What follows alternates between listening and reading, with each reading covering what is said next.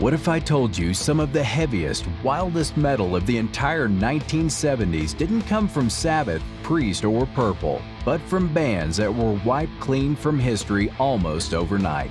The 1970s didn't just birth heavy metal, it buried some of its fiercest pioneers before anyone even knew their names.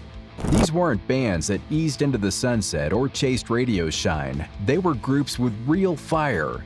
They had the riffs, the roar, the respect, and then they were gone like they were never there at all. Labels botched them, management wrecked them, bandmates walked away mid-ascension. Some burned out, others self-destructed. Here are 10 bands that should have been carved into metal history. And we're kicking it off with a supergroup that had everything except stability. Captain Beyond. They weren't some cosmic 70s experiment, they were a real supergroup. Rod Evans of early Deep Purple, Bobby Caldwell from Johnny Winter's band, and Larry Rhino Reinhardt of Iron Butterfly.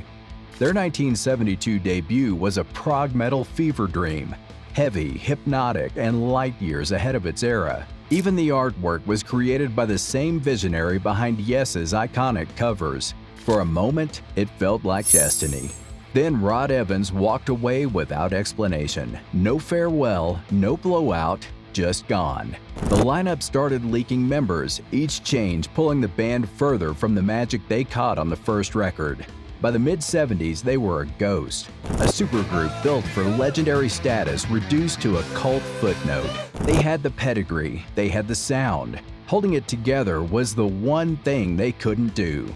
The next band had none of that, and their collapse hits even harder. Granicus. Have you ever heard of the band that opened for Humble Pie and Grand Funk Railroad, then vanished before their album even made it to eye level in the store? Granicus shot out of Cleveland in 1973 with a sound that could have put them on the map. They had the chops, the stage presence, and, crucially, a deal with RCA Records. For a hot second, the machine was behind them. Then RCA went cold. No promotion, no push. Their debut fell straight into the void. Rumors says singer Woody Leffel was once considered as a Robert Plant replacement in Zeppelin. True? Who knows? But the talent was real. But talent without backing is just noise. RCA dropped them, and Granicus dissolved almost overnight. They never got their shot, but this next band got theirs and walked away from it. Hound. Imagine recording one of the heaviest albums of 1971, then quitting music right after.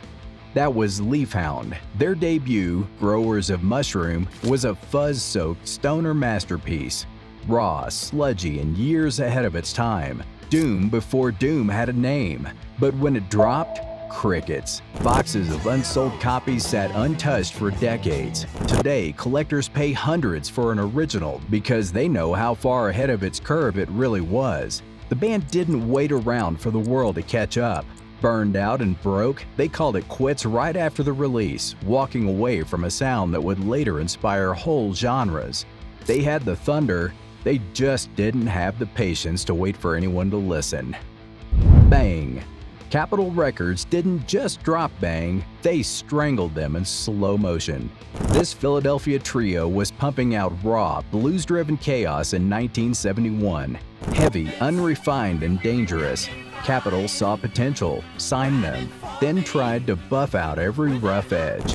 Capitol wanted another Grand Funk Railroad. Bang wanted to be Bang. So the label buried their album, forced lineup changes, and let them fade while other acts got all the attention. After 2 ignored records, tragedy hit. Their drummer died in a car accident in 1973. The band collapsed under grief and industry pressure. Bang had the fire, but when your own label is the executioner, not even the heaviest riffs can save you. Up next is a band loaded with future legends, and somehow they still couldn't catch a break. Dust. One of their drummers became Marky Ramone. Their guitarist later toured with Blue Oyster Cult, so why doesn't anyone know their name? Dust dropped 2 proto-metal records in 1971 and 1972. Mark Bell, before he became Marky Ramone, was already pounding out wild, inventive rhythms. Decades later, the Beastie Boys sampled their song, Pull Away, so many times, giving the band a strange second life in hip-hop. But in the 70s, zero commercial traction. They simply dissolved. No big collapse, no drama, just gone. Sometimes history forgets the bands it shouldn't. We're halfway through the crypt, 5 bands buried, 5 more lurking in the shadows. Which one hit you hardest so far? Which album are you about to hunt down? Drop your thoughts below and stick with us, because the second half is where the disappearances get even more mysterious. Jerusalem. Ian Gillan produced their album. Critics called them the Christian Black Sabbath. So where did they go? Jerusalem's 1972 debut was heavy, dark, and loaded with the same weight that made Sabbath what they were. Gillan loved them so much he produced the record himself. But in 1972, no one knew how to market heavy music with religious themes. Too heavy for the faithful, too religious for the rockers. They fell straight through the cracks. They were ahead of their time. The next band, right on time. And they still got buried. Buffalo. Australia's first true heavy metal band, lost almost immediately outside their home country. They exploded out of Sydney in 1971 with bluesy, crushing proto-doom that rivaled anything coming out of Birmingham or Detroit. Their 1973 album, Volcanic Rock, is a cult classic now, raw, primal, and utterly ferocious.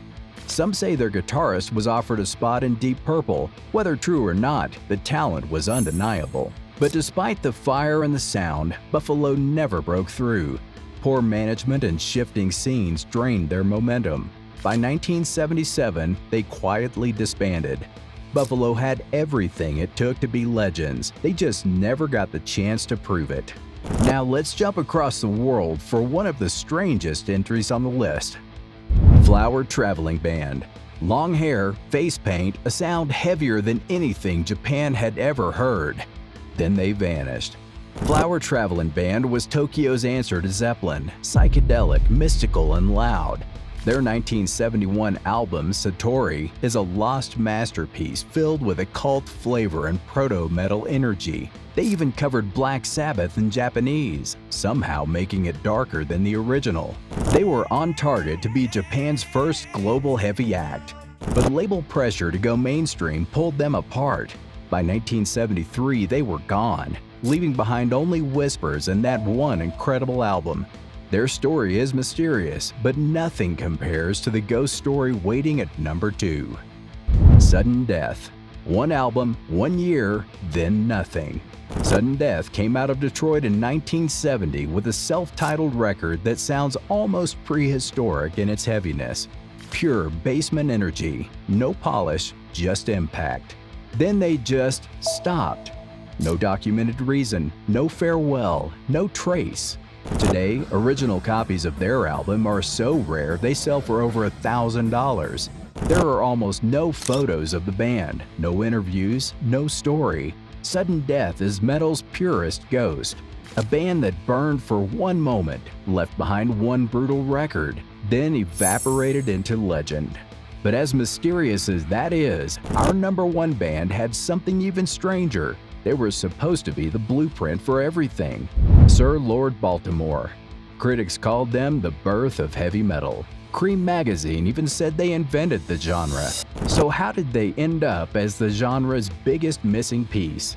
In 1970, they dropped Kingdom Come, and critic Lester Bangs declared it the start of what he called heavy metal.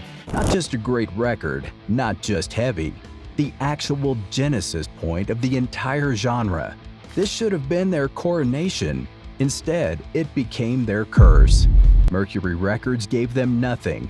Internal fights over money and songwriting made things even worse. By the time their second album dropped, they were already fracturing.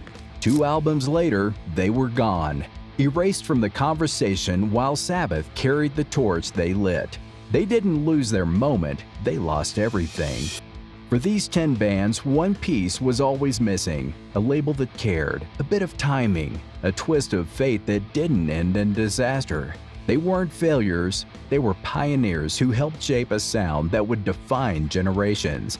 But talent alone was never enough. So which of these ghosts deserved a second chance? Tell me which forgotten legend still deserves the horns. And if you're here for the deep cuts, the buried treasures, and the stories metal tried to erase, hit subscribe. We're just getting started.